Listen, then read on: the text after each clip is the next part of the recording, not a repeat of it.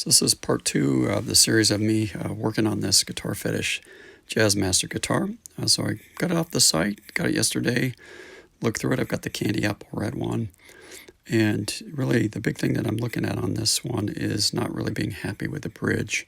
So if you saw that in the last video, you'll know what I was talking about.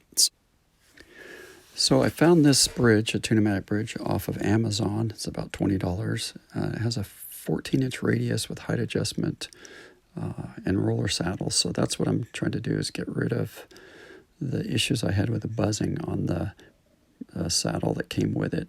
So I'm going to be installing that during this part of the video. So throughout this portion, I'll be talking about putting this bridge in. At the end of the day, do not buy this brand because it has quality issues. But I'll go through the whole process of putting this in, and I think that the tune-o-matic diameter is going to be the same across all the different manufacturers of this. So don't do this one, and I'll find another one. You get to see the video on how I put this one in though. This is the bridge I'm going to go with. Looks like the grooves just go V-grooved in there. So we'll give that a shot. The other thing that's kind of nice is they've got screw adjustments for the intonation. So I'm liking that idea too, better than the other tailpiece. So we're coming in just under a ½ inch, probably about 7/16. So we're going to try that 7/16 drill bit and see where we got. Wondering why that doesn't work. Battery's dead. That's okay. Step 1, do not drill into the guitar. Why don't you just drill into this and see what the hole works out to be. So that hole seemed to work out pretty well. Stuff this guy in it. A nice press fit. So what I'm going to have to do is find a bit of a countersink to get this to go even more flush. So here we are back in the lab. What we're going to do is drill that hole out to 7/16 for the shaft, and then do a little bit of clearance, ½ inch, to get it a countersink. So here we go. So I just put a tape stop on the drill so I can get a visual on how far I want to go with that bit. So here I'm right on the floor of the music room, giving that a drill a go. That and a little vacuum cleaner, and I'm set. Why go to the garage? We can do it here. I put the tape around as I knew that the paint would probably crack when I went in there, and it did a little bit. But as you can see, that fits in there nicely. I'm going to try it without a countersink just to see where we are when I put the bridge in, whether or not I have to do that. So you can see, even with the tape, I did get a little bit of cracking, so I probably should have put that tape maybe a little closer to the hole. So I've got one string on. I just put one string on, and the X is just a little bit high, but I think what I can account for that with truss rod adjustment or shimming the neck. So I'm not going to go with a countersink. I'm going to just give it a shot from there and see where we are when we string it up. So I'm new to this Jazzmaster bridge, and I've got the strings off it, so I'm just kind of curious. When you pull it, it lowers the tension on those high strings first, pivots over, and then bends over. Now I don't know if this is just a Guitarfetish thing, or if all of them do that, but this is what I'm seeing with this guy here. It's kind of interesting. So the high strings would drop tone first, and then the others would go in line with it. Kind of crazy. I might end up having to open this thing up and take a look. So I'm just too curious. I got to dive into this thing before I put strings on it. I'm going to open it up. So I'm a tinkerer, so I had to take it apart. So it's not very many pieces, and that's maybe why Fender went after this. We've got this plate. We've got a spring that goes in between these two that enables this bridge to kind of move up and down, in and out. So again, the one problem is that when you do push down, the high strings are going to go first before we actually pivot forward. So that's interesting. And this one's just got this weird clicking sound too when we're, like, if we're fully up against this. That sound right there. So I'm pulling back on the bridge from the top the way it would be if it were tensioned with strings.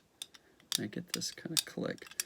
And I don't know if it's that maybe we need a little more clearance hole in here to have it not click, because it sounds like it's hitting on the edge of this post right here when it's in there.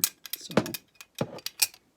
I'll mess around with that. I just wanted to see what it looked like on the inside. If you look real closely at this, the left side lifts up if I hit a stop and I was like sitting right about there as the dead stop, that's when it gets down in this resting spot right here. That, see, you can hear it too. Listen, it lifts up the high strings first. So when I get into there, it's all pivoting on there. That's nice. When I get to right there, it settles and does weird things right there. You can kind of see it bouncing around. So I think what I want to do is put some sort of hard stop inside between that plate so that that it's just always sitting here or going deeper. So I added this nut onto the top as a spacer, and we'll see if I can get this level down before this interacts. So we'll give that a shot. So adding the nut in there definitely got me past this thing scraping and popping. And get me closer to just that whole thing going. Still droops there. So under string tension, that might not be an issue. It may just hang right there and just pivot like that. So we'll give that a shot. So there you have it, about $20 and a drill bit to get that bridge in. And it's actually so much smoother than the other one. The other one had so many rattles in it. So with these rollers, it rolls nicely over that. When you hit I hear the clack that it had before. That spacer also got me out of that clack zone in there when I put that nut, so that it can't go any higher than that. So all in all, good night's work. Got that bridge in there. I am going to have to shim up the neck on this heel part here because truss rod alone is not going to get it. The action's as low as it can get, and I'm still just a little high going into here, but you can see as it cruises through, it evens out. But what I want to do is get that angle right there a little bit more. So that'll be the next step, is shimming the neck. So if you were with me yesterday and you heard part one with all the clacks that were going on in here, this $20 roller bridge really got rid of all of that.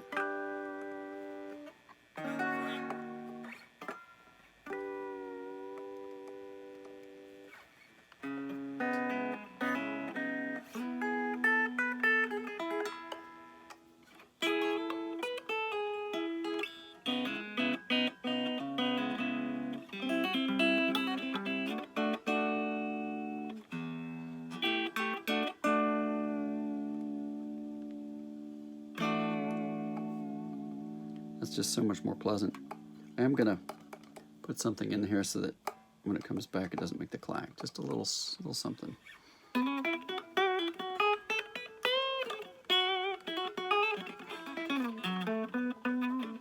It feels good right there. There's no harshness to that old bridge. So this is going well. Next thing I said, I'm going to shim this up so I can get the action a little better on it, and we'll keep moving forward. So all in all, the bridge, success. Love it. So returning back to the bridge after I played a little bit, I'm getting a bit of a disappointing movement in that. So one of the things I think is the angle of the bridge, I could probably bring it back this way so it's less at an angle, and then hoping that that'll ride inside the groove. If not, I'm going to have to get inside that groove and do a little bit of work to keep that from bouncing over whatever that ridge is. That's disappointing. So even with that update, there's just too much gap in that. So beauty of Amazon is this bridge is going back. Good lesson learned. Hold on to all your packaging so you can send stuff back that doesn't work.